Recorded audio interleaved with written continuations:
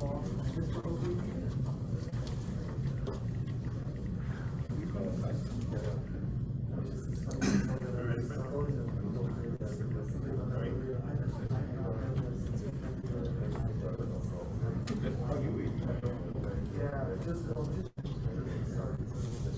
welcome everyone. This is the PC regular meeting scheduled for September 30, 2021. It's 6:33. All commissioners are here except for Commissioner Johnson and Rowena Harris. I'd like to call this meeting to order. First item of business is approval of minutes from August 26th, 2021. Any discussions? Or motions? Move to approve subject to technical corrections. Second. All in favor? Aye. Motion passes. Second item is the PTI Pacifica Inc. Docket 2101, petition for annual Usac certification, ALJ report, and Usac certification. Right. Thank you, Mr. Chairman, Commissioners. You've heard these petitions before. You recall that the Usac program is a beneficial program to both the telecom companies and the ratepayers of Guam.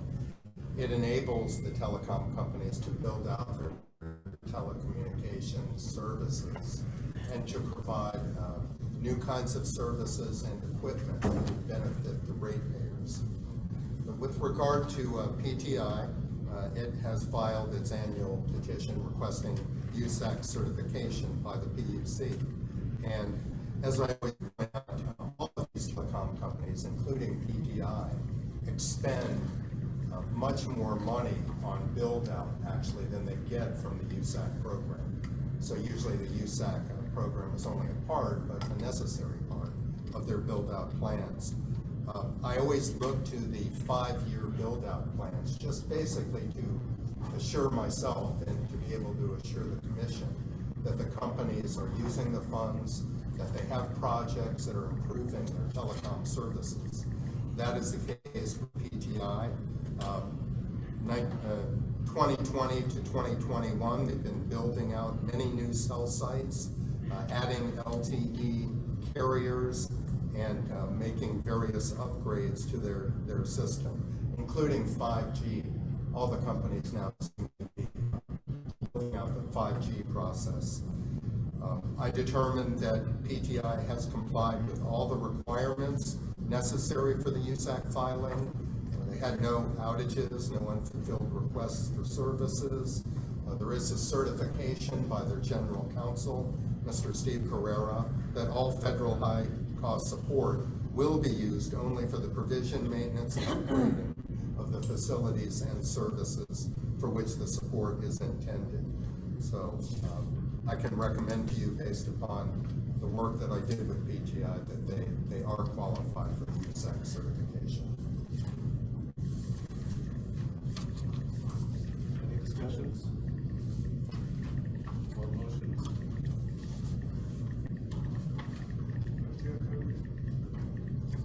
Any seconds?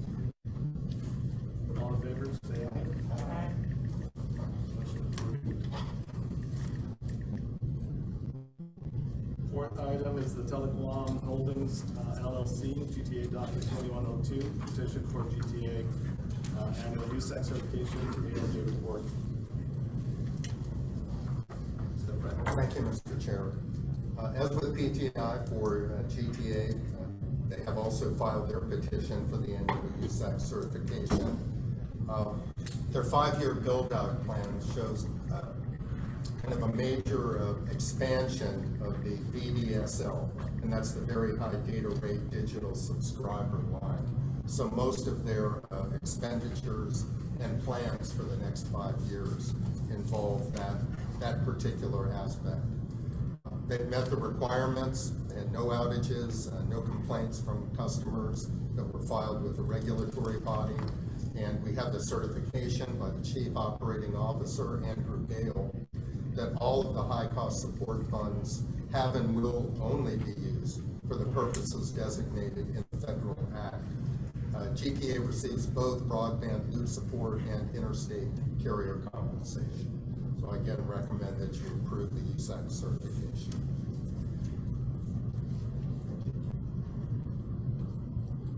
Floor is open for discussions, any motions or discussions? Okay, any second? All in favor? Motion approved. Fifth item, Docomo Pacific Inc. Commissioner Pangilinan. Yeah, I have to recuse myself on this. Applying for our welfare. Okay, so Commissioner Pangilinan is recusing himself. Docomo docket 2101, petition for annual Usac. We need to do Pulse Mobile. There are two GTAs. Oh, I'm sorry. Yeah. Yeah, GTA docket 2103, petition for GTA Pulse Mobile, annual Usac certification, ALJ report. With Pulse, they have filed their Usac petition for certification. Their 5-year plan indicates that they've completed numerous new cell site builds, which expand the long-term evolution LTE coverage. Pulse is working with Guam on the next-gen 911 system deployment. It is increasing efforts to expand the 5G deployment, site expansion, and core upgrades. So that seems to be a common thread. All the companies are devoting more attention to 5G. Has met the requirements. I think one outage perhaps, but no customers unserved. And again, we have the certification by the Chief Operating Officer, Andrew Gale, that all funds will be used for the purposes intended by the Act. I recommend approval.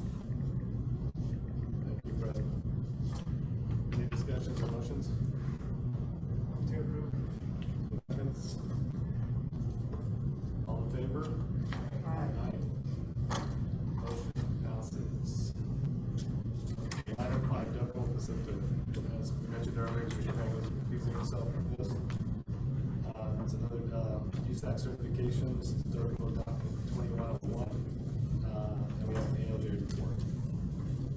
Thank you, Mr. Chairman. As with the other companies, Docomo indicates that it expends far more of its own funds on system expansion than it receives from Usac. The 5-year plan indicates that Docomo has expanded its fiber underground network in central, southern, and northern Guam, and will continue to do so for the next 5 years of its plan. It later has plans for deployment of fiber to the home. Excuse me. All requirements were met here: no outages, unfulfilled requests for service, and no complaints. There's a certification by the General Counsel, James Hoffman, that all federal high-cost support will only be used for the provisioning, maintenance, and upgrading of facilities for which the support is intended. I recommend approval. Thank you, Fred. Any discussions or motions? To approve number 2101. Any seconds? Second. All in favor, say aye. We have all four. 1, 2, 3, 4. Okay. Motion passes. Mr. Chairman, if I could just make one comment for the telecom companies.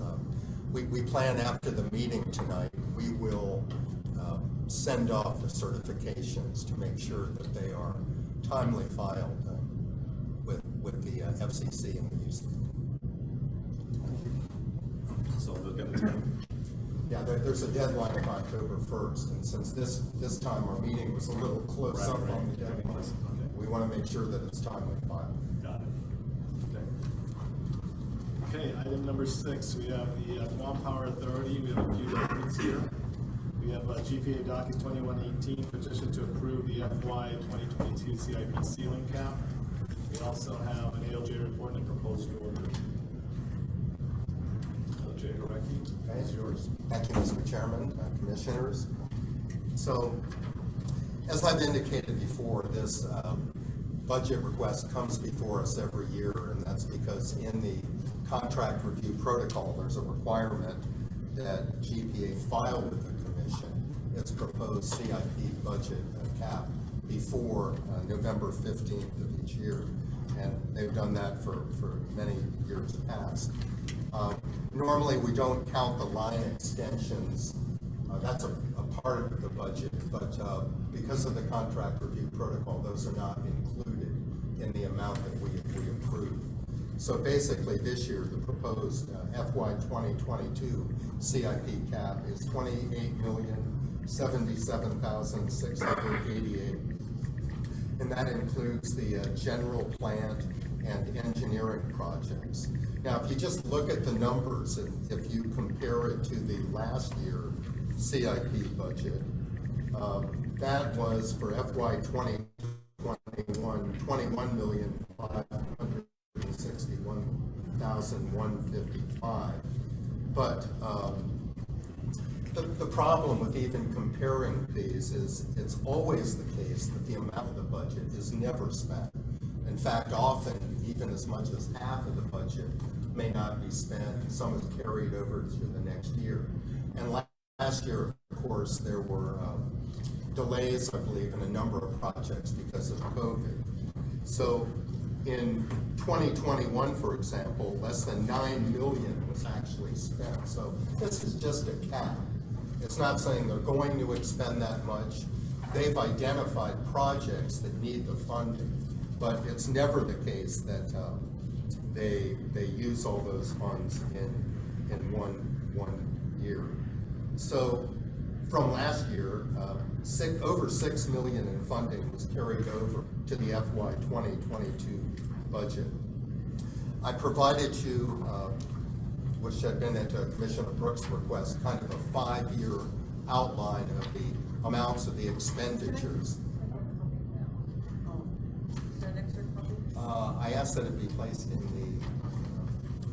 the packet, but Well, I picked it up before. it's in the packet. Because that was what I had asked you to get. Yes. Yeah. And I did send it around to all of you too. But When did you send it around? probably a week or two ago, I believe. Okay, go ahead, sorry. All right. So, this 5-year kind of picture of the budget was prepared by CFO John Kim of GPA. And it basically indicates that every year there are huge carryover amounts. 7.5 million 2018, 12 million plus FY 2019. And from 2021 to 2022, actually the amount showed here for carryover was over 12.8 million. So I'm just pointing out that what you're saying is just an estimate. It's kind of a limit of what could be expended. And for that, you really need to know what are the projects that they're intending to do. So the major projects this year, we have the Cabras 1 and 2 major overhaul. And most of those funds are carried over last year because it was supposed to be done last year, but because of COVID and other circumstances, it wasn't. Oh, yes. Yeah, that would help.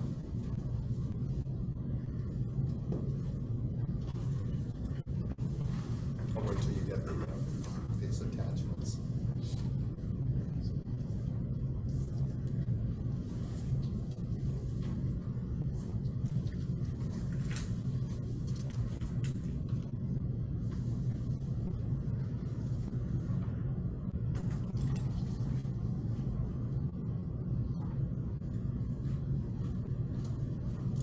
What you can see from these attachments is that many of the amounts in this year's budget cap are carryovers from last year, and a major one being the Cabras 1 and 2 major overhaul. And that now is planned to be done in FY 2022. Additional items of import, we have the major overhaul for PD7. We have gas combustion turbine improvements, and that's a large carryover amount. A Greco unit major overhaul, diesel improvements. My point is, the projects they've cited, that, as far as I can determine, seem to be necessary projects that are designed to improve the system. And I think that's verified by looking at the types of projects. The engineering projects, the same. There's a large carryover there from last year, I believe, over 1.36 million. And a major project being the storage tank 1935 refurbishment. You remember that was before you commissioners a couple of months ago, I believe. They're working on the T&D master plan.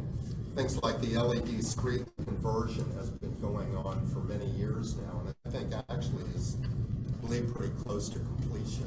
I believe GM Benavente has indicated that. So my point, when I look at these projects, of course, the PUC does not run the authority. The authority has to determine, what are the necessary projects, but it seems from looking at the list of projects that they all, in my mind, would appear to be justified. So when I look at the general plant budget this year, given the carryovers and everything else, I don't really find that it's inconsistent with prior years. And for that reason, I believe that the CIP cap of $28,077,688 for FY 2022 should be approved. Thank you, Fred. Mr. Benavente, is there anything you'd like to say about this? Yeah, I just wanted to also let the PC know that the CCU did approve the 2-year budget. OM. That's all right. The CCU also approved a 2-year budget, both O&M and CIP. And part of that is from our request to try and address this carryover, because by the time we get the approval to proceed with projects, we go out for bids, all those different costs, and COVID-19, and it's time to prepare the next year's budget. So they have approved a 2-year O&M, which basically with minimal revenues, so 155 million for the base rate to address this, and in the CIP, I think it's like 28 plus the following years like 22 or something. So it's still averaging around about the 25 million per year. So that's the plan. We're trying to keep the projects moving, and then prepare before the second year the new budget and allow us. So the good news in that is that really we're not looking for any rate changes over the next 2 years. So Barb, one of the benefits I remember a couple of months back, or when we had the LEAC issues, and we were trying to save some money for the consumers, we used some of that CIP budget, the $5 million, I think it was. Was that from that, the CIP? The 500, what? Was it $5 million from the CIP? What? For GEPCO? For the to keep the LEAC down. Oh yes, Last yes. time. So that was one of the nice things of having this budget being, there's a cap, but That's right. not using it all.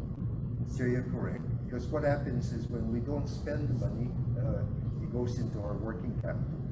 So it allows us to plan for other projects and not necessarily have to go out for funding as we need to, it's not significant size system. So that's what happened. That's why we were able to take 5 million from the working capital, which was for CIP and help the ratepayers. So again, that provision will still always be there for the next time around. Any questions, Commissioner Doris? Yeah.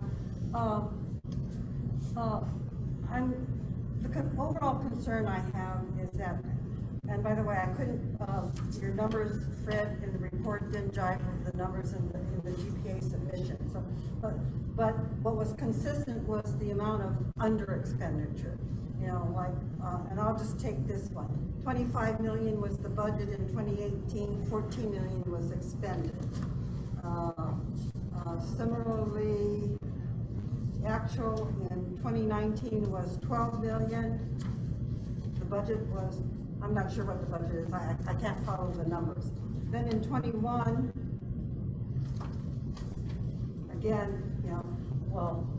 again, let's see.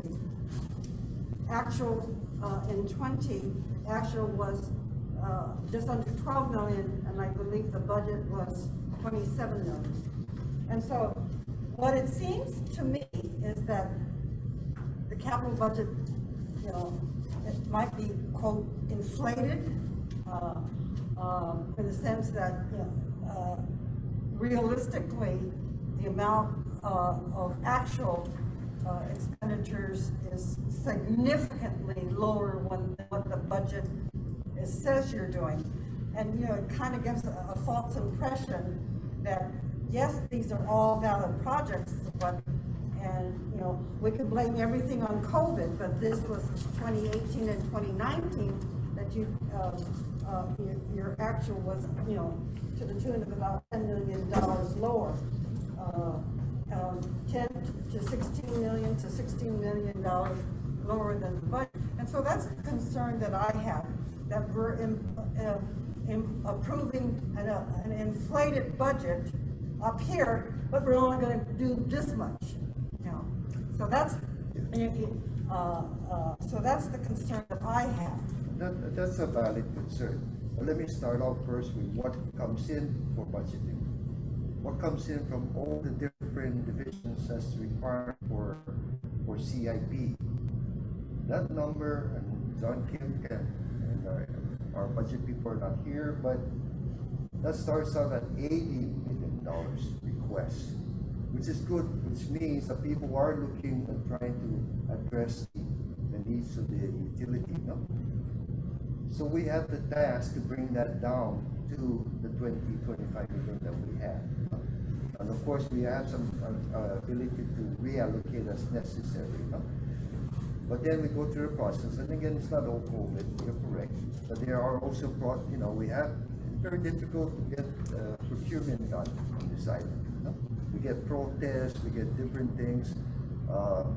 The process takes much longer than necessary, and then we're back to, okay, we have to start off again our budgeting. So again, we're trying to address that, as I was mentioning earlier, with a 2-year budget. So hopefully that would help with that scenario. At the end of the day, we're not, even though the budget is 25 million, as we go furthermore and we see that perhaps that we should do something else, then we make that adjustment. Because at the end, all that cash goes to the working capital to be available for other things. So that's how we manage this whole process. So, but if the cap is lower, then we're going to be ending up, it's almost a proportional lowering, and then at that point, then we may not be putting enough money into the system. But yeah, it comes in Mr. $80 million, and we have that task to try and bring it down to 25. So, but why are the actual, even though we give you that cap that is so much higher, and we have 80 million, yet you're only doing the actual is, again, half of what the cap is? Again, the process of procurement and everything like that takes us so much. Some of that is carried over. Then it's carried over. That's why, so even for example, it's gas-based, you pay it in a year. So we end up having to bid out for even say bucket trucks, no? And then the process, the extension because of whatever. So they end up in the following year, and then a lot of that. So I think we're going to try and do better in that and spending more we have. But even like the overhauls there, the $6 million for cameras 1 and 2, like Fred mentioned, that was in a lot of that was in last year's budget. But because we needed about 150 people come in for visas and all of this thing to accomplish that overhaul. Again, we're not entirely sure it's going to happen in FY 2022. We may have to split that up and just really seriously address anything that at this point we know is a serious concern. But again, we have to budget for it so that we can make sure we can try to do it. So, but we won't spend that money unless we really have to do it. So that's why. And budget are very, very keen in making sure that that stays there. Okay, John, thank you. Commissioner Burrell? Yeah, I kind of thinking back and forth. The accuracy of the budget for the last 5 years is 50% off. The thing what we're trying to do here is narrow that down. We're gonna submit a budget, it could be a plus or minus about 10%, not 50%. I think, for professionals here, there's a lot of time that was spent to do this. A lot of people will put their heads together. And if we're gonna not make it accurate, plus or minus 10%, we just make it 50%, then why even have a budget? Just do whatever you want. Because it's been 5 years. Now, you gotta corner this and make it more accurate. Because this is linked to the rate, right? That The you're- 10 cents, the non-linear rate is linked to this. Sir, So when you're asking for 80 million and it's linked to the 10 cents, we cannot adjust that 10 cents. Is it linked? The rate is, your debt and your revenues determine your debt service coverage. That you have to meet. No, well, you got a budget for debt service of 63 million I'm dollars. trying to explain. No, I'm I'm just telling you Do something. you want me to 63 explain million or? in debt service. You only need 47. Right, I understand. So your point is the 50%, and I wanted, so if he wants to answer. I'm curious about that, what the answer is. So again, debt service determines the amount of cash that you will have available to do CIPs, no? And that's what, we can't change that, because again, even our debt service for 2021 is about 1.4 or so. PUC policies to about be 1.8. So again, we're not even close to that. As far as the No, John, all I'm percentage, asking is to make it more accurate. yeah, and this is what I mentioned earlier, That's what I'm asking. Commissioner. Yeah, he's working. We are trying to do a 2-year budget. No, you're No, not no, trying, we're you're not just trying, giving me we have a more. 2-year budget, and then we're gonna work to make it, because again, the 1-year budget is not helping, and. No, John, I understand. All I'm saying is, if you're gonna submit a budget, and it's gonna be 50% not accurate, inaccurate, then you gotta stop that. Make it 10%, it's okay. If you want more money for the project, come on in, But to just make it 50% more every year for the last 5 years, does not make sense. Sir, that statement is not accurate. Last year we asked for, the budget, right? No, John. Oh, no, look, you made a statement about, you No, said something. you said something we about were 50%, he's inaccurate. gonna answer that question, so Yes.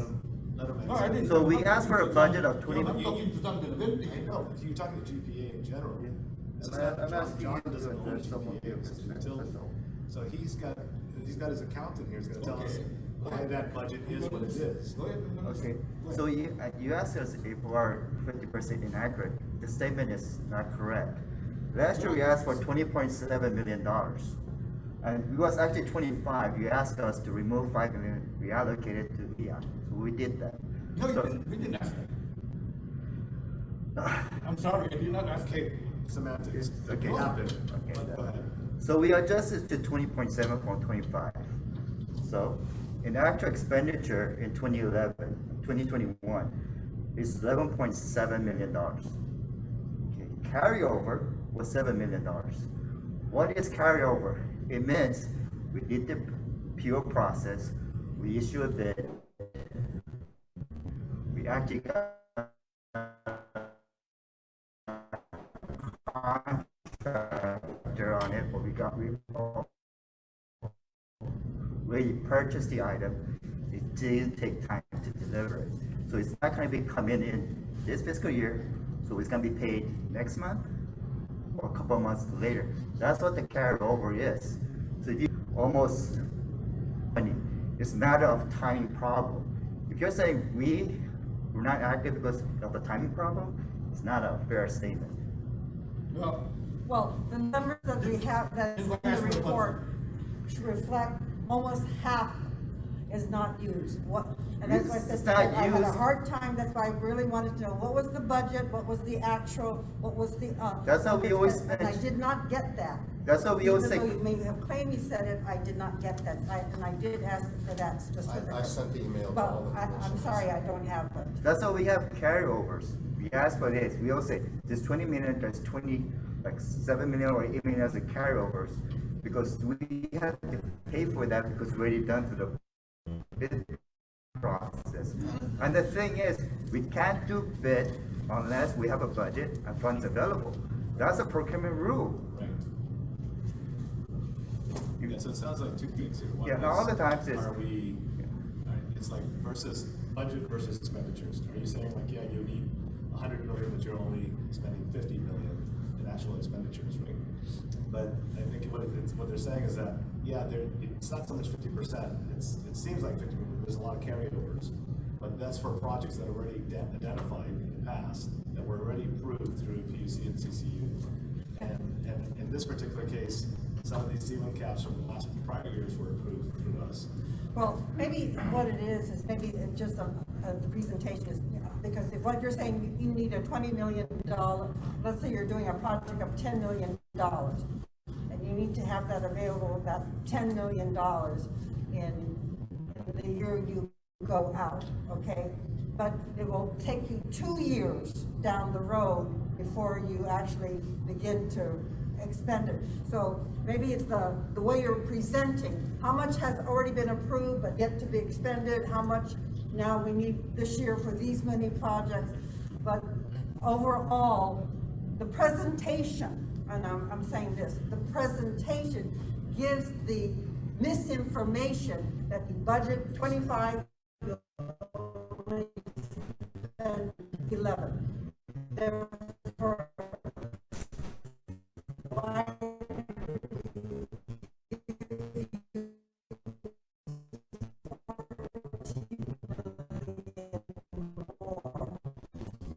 maybe it's just the way you're presenting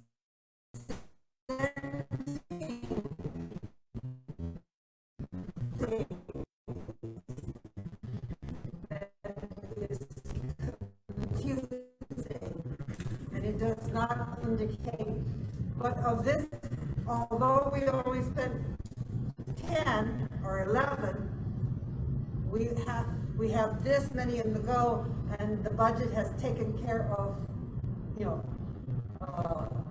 this many have already gone out in process.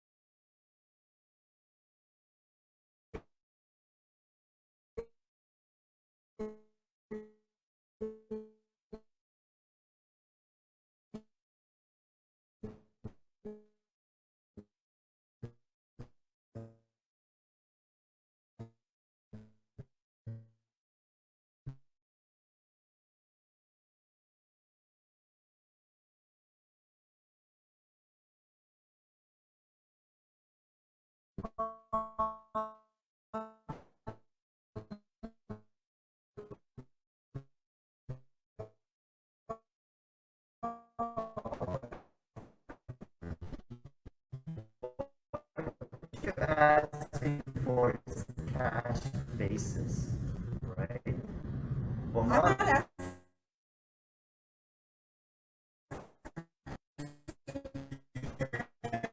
no, what you're just wanna requesting is cash understand. paid. It is what we spent, right? Cash basis when we paid it or our invoice came in.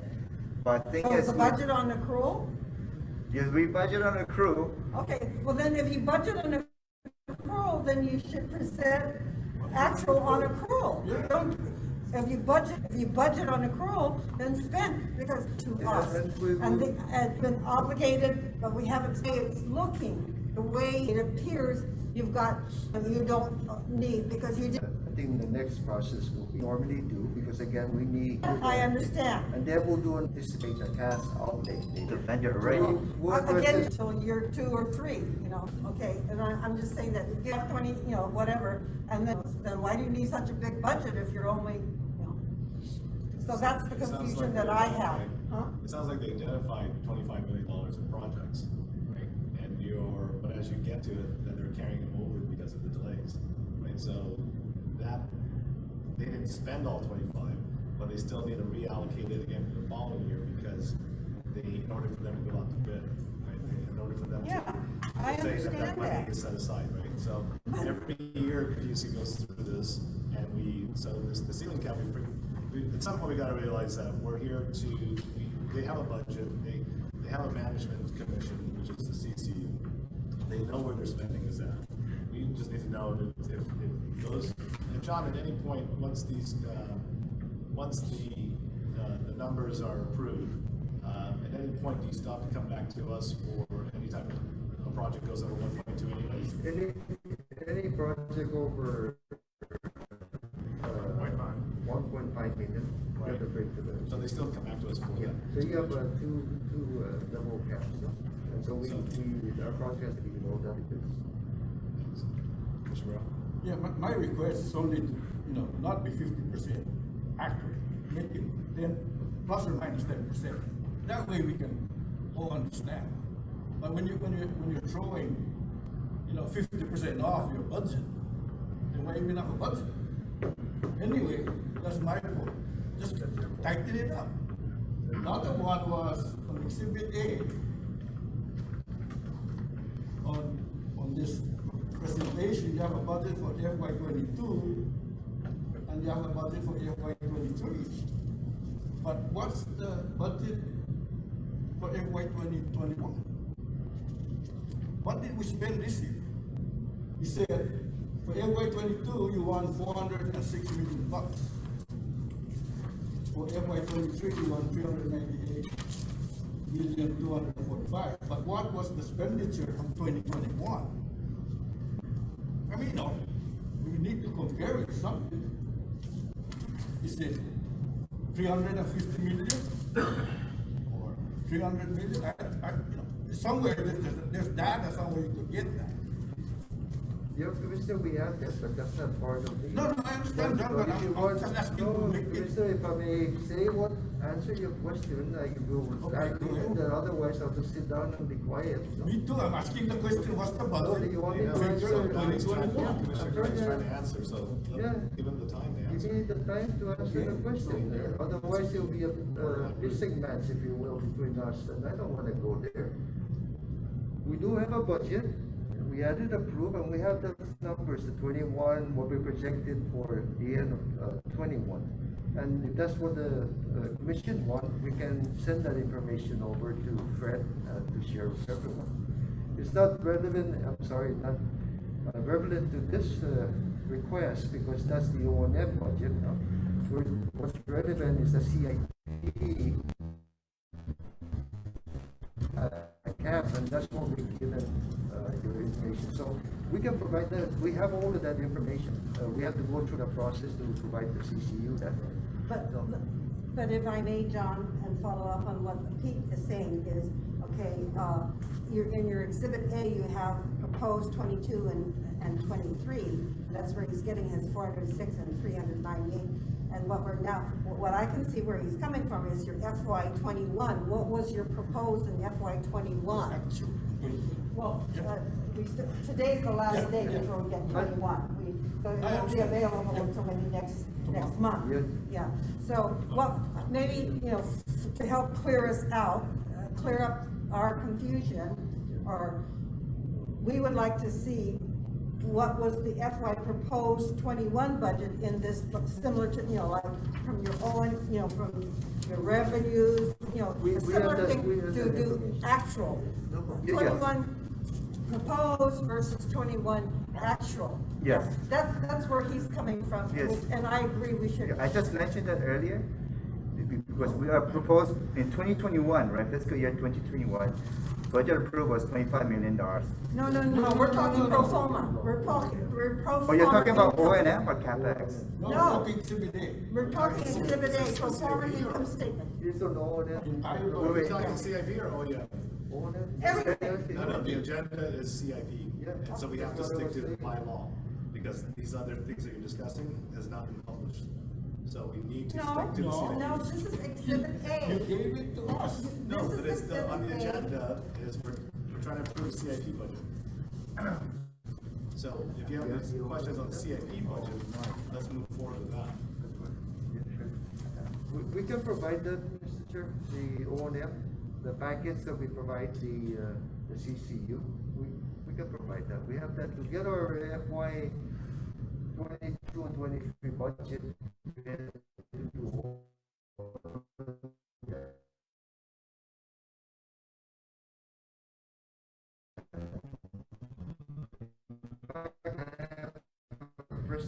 We have a presentation in the last, we can provide it, but we can provide it. In exhibit A, you're proposing FY 22-23, of which you were asking, your proposed CIP budget is 32 million request, and your FY 23 proposed budget is 22 million. We did go down from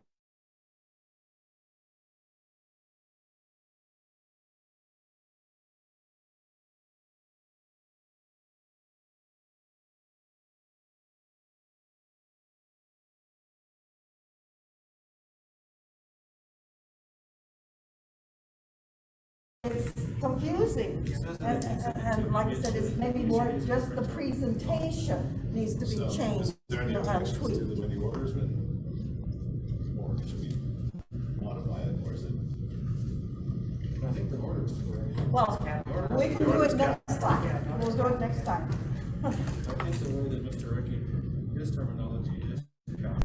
Right. Yeah. And not budget. Right. But the numbers are budget, not We're cap. not approving cap, we're approving a budget. No, we're approving cap We're today. approving Today's cap. cap. We're not looking. We're just saying this is the cap. They can't spend anything more than this.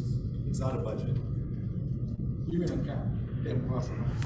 And right, which they're going to try to streamline down for you. Regardless of what the budget was, Right. still plus or minus 10%. I would move to approve the order as Okay, and is there a second? All in favor, say aye. Despite all that angst. Aye. No. No? Aye. Motion approves. But there's one no, One no. One nay. despite all that angst. Right. But I understand what you're saying, because it's new to it, so you see it every year. Okay, so docket 2118, the GPA document 21 has been approved, CAP cap. We're moving on to docket 2119, filing for the FY 2022-2024 construction budget. Is that any other report, or is this just information? Yes, thank you, Mr. Chair. This is just informational. Under the contract review protocol, GPA is required to file its construction budget, but we're not required to approve it or assess it or comment on it. So I'm just providing the filing to show that GPA complied with the requirements of the protocol. Okay, moving on to GPA docket 2116, petition to approve the contract with TriStar Terminal Guam Inc. for the lease of an additional storage tank for diesel fuel. PEC council report and proposed order. I got that one. All right, so it goes like this. There's a long and sordid history with TriStar and GPA and the Who rental. is TriStar? Who owns TriStar? They used to be, I want to say all I know is looking at the history of this. The storage facilities, I think, I don't know, by Shell, and at some point Shell divested or perhaps transferred these assets to TriStar. And so that's about all I know. TriStar's been there since the last 11 years. The states, I think, they make.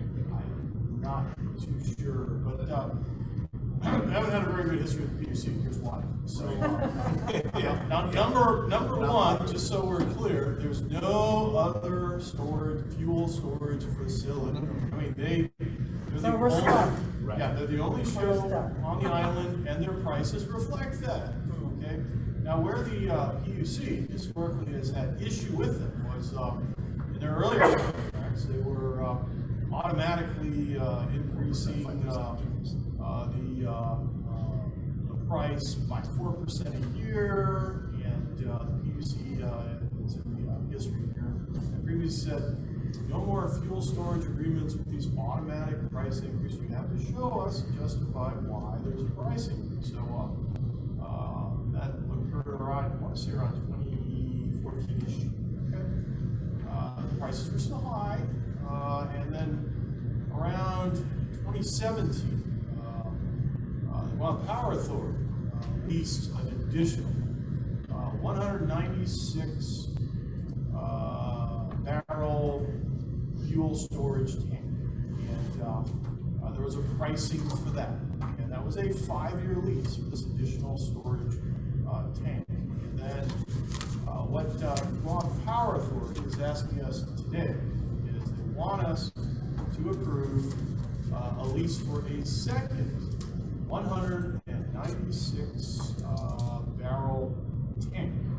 Right? And as I point out here in the report, so we're paying about so the last on the existing contract, the last this is the last year of it, 2022, and then we're leasing an additional tank. The issue was the price for this first year. Okay, this additional tank is like 1.764 million. Okay, which is $588,000 more than we're paying for the existing tank. I think they're going forward and leasing these like on a month-to-month basis. So I kind of question that. That's why there's a little delay in getting this to you. Also, for the second year, the price for this additional tank would be $288,000 more. The second year, than what we're already paying for this existing 196 thousand barrel tank. Now, I asked Guam Power Authority, why is the price more? Okay, it's the same tank, same type of tank, and so essentially they came back with they contacted TriStar. TriStar says that they have to refurbish the second tank so that it'll hold ultra low sulfur diesel. So that's the whole purpose of they have this second tank, is they're having to convert sooner rather than later this tank for ultra low sulfur diesel, and we're going to use this additional storage capacity to provide that type of fuel to P89 and the UQ power plant. Right? So this is kind of a have-to for them. Okay? And TriStar, when they came back, they said that the reason for our price increase is because we have to refurbish this second tank so that it will accommodate ultra low sulfur diesel. And the $588K is kind of the refurbishment. They're trying to recoup those costs because this is kind of not clear when it's actually going to terminate. It might terminate sooner than the 3 years. So that's kind of the justification for the higher price in the second and third year. It's not like we can say the other issue here. I found that to be an acceptable answer because it does cost well over $500,000 essentially to refurbish these tanks. Okay, to handle that fuel based on the history we've had with them. There's no other game in town. Okay, period. And then finally, I believe the requirement for ultra low sulfur diesel is kind of tied to the consent decree. I think it's a must do, and we might actually incur higher fines essentially if we don't do that conversion sooner rather than later. Alternatively, just so you know, my research indicates that originally, for the original 196,000 barrel tank, it had a 60-day fuel supply. Then it had a built-in 30-day reserve. Okay? This same tank didn't quite identify which would be the reserve, which wouldn't. Perhaps not releasing it. I don't know how much of that 30-day reserve you would have, but quite frankly, looking at the global shipping situation, this is a good time to be skipping on your reserve. So we do not recommend we force them to receive just one tank with this increased need for the ultra-low sulfur diesel. And without an adequate reserve, should literally the tank will stop coming to Guam for a protracted period because of some emergency, which would be occurring in. I think California, for example, is an example of the shipping's there, but you don't have the facilities on shore to accommodate the shipping. So we might have that situation one day. This pandemic continues to grow. So I have recommended that the PUC approve the contract. Now, just so you know, if they go all 3 years, they might not. It is going to cost a total of an additional $4 million How much?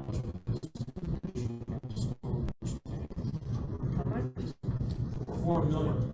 It's a 3-year contract. It's like 1.7 first year, 1.4 second year, and the third year is 1.176. That is essentially what we are paying, 1.176 for the existing tanks. Okay, so eventually the numbers kind of indicate they're looping.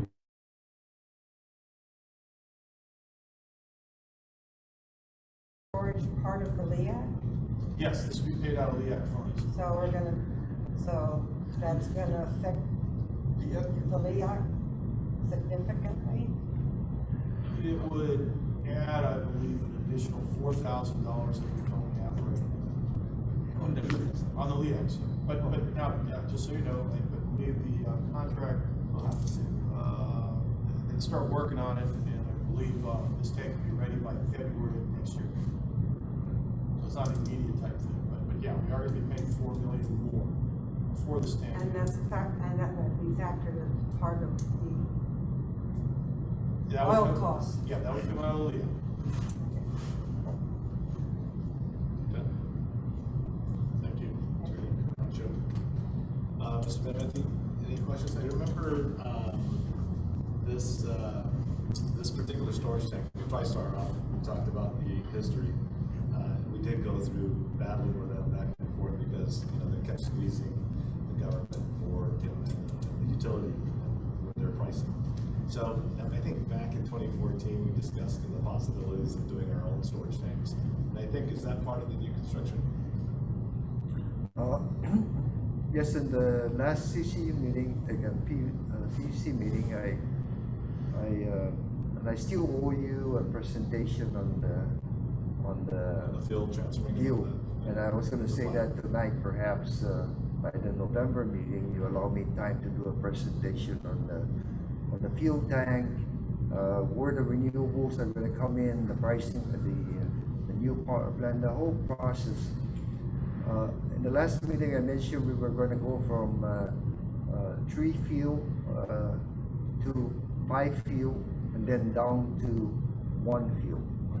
So over the next 3 years, we need an extra tank to accommodate, like Tony was saying, one is the existing tank there is to supply fuel for MEC 8 and 9, PD 8 and 9 on ultra low sulfur. That's going to be, we're filling that up now to be ready to meet the consent decree in July of next year.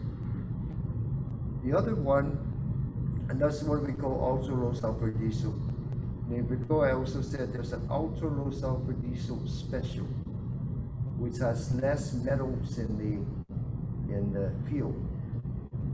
And we need the second tank to store that, so that when the new power plant is getting ready to be tested, we're gonna use this tank to feed the new power plant. And it's also a reserve for the MEC 8 and 9, if needed, no? Because the GPA tank is gonna be, by the end of this year, by the end of next year, the second tank will be completed if all schedules go right. But again, sometime you go in there, you find more slots, you do, and it delays the project. So we cannot have that tank delay the power plant. So that's why you have this second tank, and that's why there's like a 3-year. But if we finish earlier, the GPA storage tank refurbishment is completed, then we can let go of that storage tank. So the end game is that GPA will only end up with 2 storage tanks, the one we own today. And that will be by around 2023 or sometime in 2024. We're going to eliminate it and get rid of all the rental, all the lease for the, we have like 5, 6, 7 tanks that we're leasing today. All of that now again will be savings on the LEA. But for now, we have to have those two different fields. We can use the special at MEC, but we can then use the ultra in the new power plant. And we have to have that field ready 10 months before. So the bid name for the special field will be opening in about a month. And that contract is going to come to yourself. No? And that plan is, again, like Tony mentioned, February next year, to fuel that to be ready as a reserve and to be ready. Again, next year is 2022. We may only need it for a year and a half or 2, as, you know, but we just have the fuel there so that we don't delay the power plant and we comply with the consent decree. Thank you, John. Any questions from the commissioners? Caught between a rock and a hard place. It is, unfortunately, but not thank God we only got another year and a half of those 2 years that were, we can sell some self-storage stuff. So they need it for to count it from the 2 to the 5. I'd like to make a motion to approve. Okay, Docket second. 31 to 60. Is there a second? Second. All in favor, say aye. Aye. Motion carries. Thank you, GPA. Thank you. Okay, moving on to item 7, Port Authority of Guam. We have the PAG docket 2104, petition for approval of award to California Pacific Technical Services for CCTV surveillance system and access control systems replacement project and preventive maintenance services. We have an ALJ report and closed order. Thank you, Mr. Chairman. So this matter concerns our review and approval of a contract related to the upgrade of PAG's closed circuit television surveillance and access control systems over at the port. And after reviewing their documents, it seemed that back in 2018, and PAG can correct my numbers if they're wrong, they received $160,000 from the U.S. Federal Emergency Management Agency to replace the CCTV system. And also in 2019, the U.S. Maritime Administration also awarded a $655,000 grant, also to be used to upgrade on PAG's CCTV system. So on May this year, PAG issued a multi-step invitation for bid for the purchase of 24 fixed and 40 pan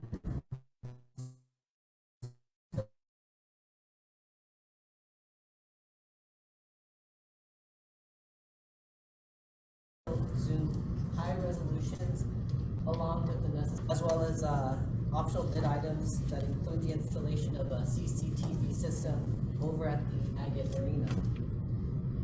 And unfortunately, while 19 prospective bidders expressed interest in the IFB, only one contractor submitted a bid, and that was namely California Pacific Technical Services, doing business as CalPAC. And at the conclusion of PHE's evaluation, it determined that CalPAC was the most responsive and responsible bidder. And after we reviewed the IFB, we learned that the scope of work involves also the removal and disposal of the existing analog cameras. These are the old CCTV cameras. The installation of digital internet protocol or IP cameras. The integration of these digital IP cameras with PHE's existing ACS. It also includes training and preventative maintenance services. Now the project sites include the commercial port, the port's container yard, the port command center, as well as the Agate Arena. And like I said, according to PHE, this project will be funded by a FEMA grant, a merit grant, as well as local PHE funds. Upon reviewing CalPAC's technical proposal, it appears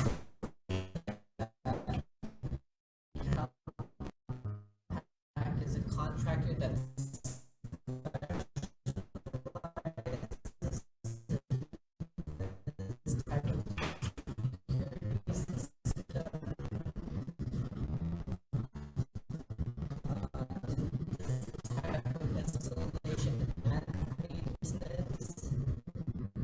that is currently involved in projects for many local companies such as GTA,